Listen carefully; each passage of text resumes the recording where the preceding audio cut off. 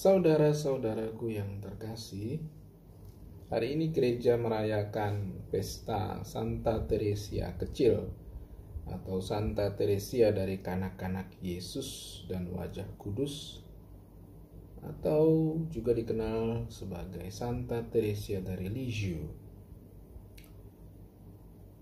Orang kudus yang satu ini masuk biara kontemplatif Ordo Karmel tak berkasut pada umur 15 tahun, masih sangat muda, tapi panggilannya begitu kuat. Dan yang membuat dia menjadi terkenal bersama Santo Fransiskus dari Assisi, yang membuat mereka berdua terkenal adalah justru karena ajaran-ajarannya yang sederhana, yang kecil. Santo Fransiskus Assisi dengan ajarannya joyful simplicity, kemiskinan yang membahagiakan, voluntary simplicity, kerelaan untuk hidup sederhana dengan gembira. Nah, sementara itu Santa Teresia Kecil yang kita rayakan pestanya hari ini di dalam biara Karmel tak berkasut kontemplatif, dia melakukan bukan hal besar. Dia melakukan hal-hal kecil dalam biara demi memuliakan nama Tuhan. Dia melakukan semuanya untuk menyenangkan hati Tuhan, menyenangkan Tuhan, bukan untuk mendapat pujian dari manusia, tapi dia melakukan segala sesuatu demi menyenangkan hati Tuhan, menyapu lantai demi menyenangkan hati Tuhan, mencuci demi menyenangkan hati Tuhan, berdoa demi menyenangkan hati Tuhan, bukan untuk dapat pujian dari orang lain. Itu yang membuat dia terkenal. Demikian pun dengan Santo Fransiskus Assisi yang pestanya akan kita rayakan tanggal 4 Oktober. Santo Fransiskus Assisi meninggalkan kekayaan orang tuanya sebagai pedagang kain di kota Assisi bukan untuk dipuji orang, tapi memang dia mau menyenangkan hati Tuhan. Nah, kedua orang kudus ini disebut sebagai dua orang kudus yang paling terkenal di zaman modern. Nah, apa yang kita bisa tiru, apa yang kita bisa contohi dari terutama Santa Teresia Kecil, dengan ajaran spiritualitasnya, jalan kecil, melakukan hal-hal sederhana untuk menyenangkan hati Tuhan. Apa yang kita bisa tiru dari Santa Teresia Kecil? Injil hari ini,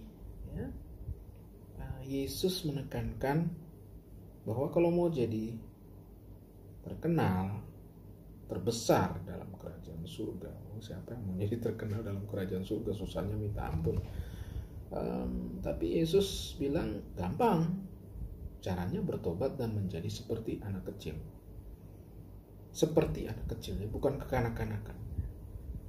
Kalau kekanak-kanakan itu berarti cenderung mencari perhatian, dan kalau tidak dapat perhatian, ngambek, nangis guling-guling di tanah sampai dapat perhatian.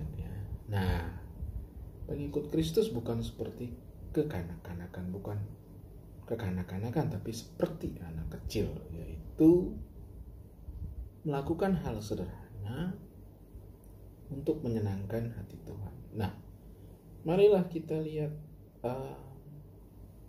hal-hal apa keseharian hidup kita. Kalau Anda adalah biarawan, biarawati, lakukanlah hal-hal kecil di dalam komunitas Anda untuk menyenangkan hati Tuhan, bukan untuk mencari perhatian dari orang lain.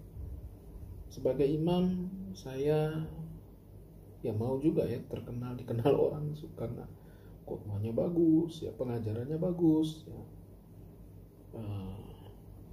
apalagi kalau sudah punya fans page di Facebook atau di Instagram, medsos, pengen juga terkenal. Tapi untuk apa itu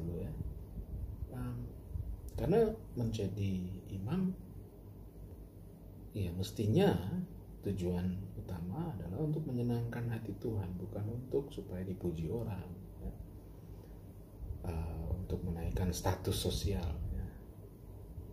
Bahaya itu, ya. Tapi itu ada godaan itu jelas ada. Nah, kalau kita sebagai anak, sebagai orang tua, ya, anjuran saya atau mengikuti nasihat Injil hari ini, ya jangan kekanak-kanakan dalam hidup rohani.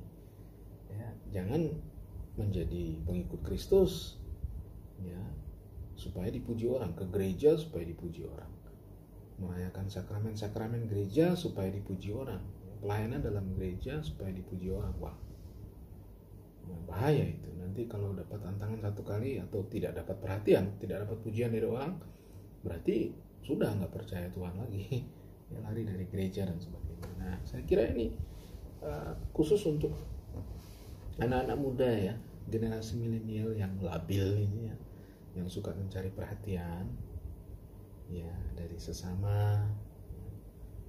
Saya kira nasihat ini memang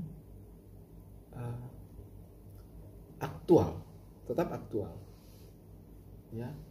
Perintah Yesus dalam Injil hari ini dan juga contoh hidup Santa Teresia dari Lisieux, saya kira cocok untuk generasi milenial, supaya kita menjadi pengikut Kristus itu bukan untuk mencari perhatian, tetapi karena kita ingin menyenangkan